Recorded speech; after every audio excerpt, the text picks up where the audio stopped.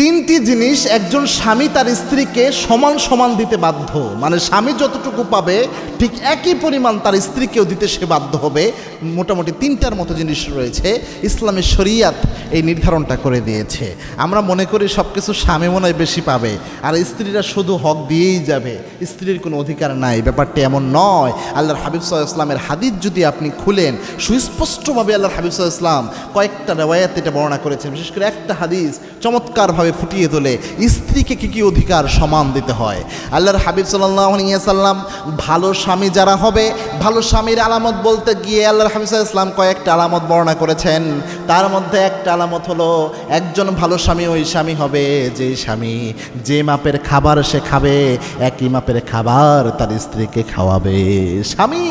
যে স্বামী ভালো স্বামী সে যে মাপের খাবার খায় স্ত্রীকে ঠিক একই মাপের খাবার খাওয়ায়। সে শুধু ভালো খাবে আর স্ত্রীর খোঁজ খবর রাখবে না, ব্যাপারটি এমন নয়। আল্লাহর হাবিব যখন খাবার খেতেন তার স্ত্রীকে সাথে নিয়ে খাবার খেতেন, এবং কি আল্লাহর হাবিব সাল্লাল্লাহু আলাইহি ওয়াসাল্লাম গ্লাসের যে জায়গায় মা আয়েশা ঠোঁট লাগিয়ে পানি পান করতেন, আল্লাহর হাবিব ঠিক একই জায়গায় ঠোঁট লাগিয়ে পানি পান করতেন। আবার আল্লাহর হাবিব সাল্লাল্লাহু আলাইহি ওয়াসাল্লাম মা আয়েশাকে লোকমা তুলে খাবার খাওয়াতেন। সুবহানাল্লাহ, তার স্ত্রীদের লোকমা তুলে দিতেন আল্লাহর হাবিব, একসাথে বসে খাবার খেতেন। 2 নাম্বার হচ্ছে, একজন ভালো স্বামী সে তার স্ত্রীকে যে মাপের কাপড় সে নিজে পরে একই মাপের কাপড় তার স্ত্রীকে দিতে সে বাধ্য। অর্থাৎ সে অনেক ভালো বেশভূষাওয়ালা কাপড় পরলো আর স্ত্রীকে একদম কম দামি, চলে না মার্কেটে এরকম একটা অবস্থা, এরকম কাপড় চোপড় দিল, এটা কখনোই ভালো স্বামীর আলামত হতে পারে না।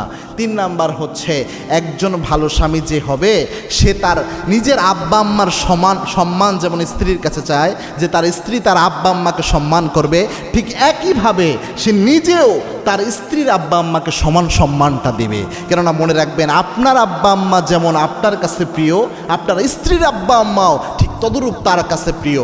এজন্য আপনি শুধু নিজে আব্বা আম্মার সম্মান চাওয়ার আশা করবেন আর আপনার স্ত্রীর আব্বা আম্মাকে নিয়ে যাচ্ছে তাই আপনি বলবেন, যাচ্ছে তাই আচরণ আপনি করবেন, এটা কোশ্চিনকালেও ইনসাফ হতে পারে না, এটা ইসলামের শিক্ষা হতে পারে না।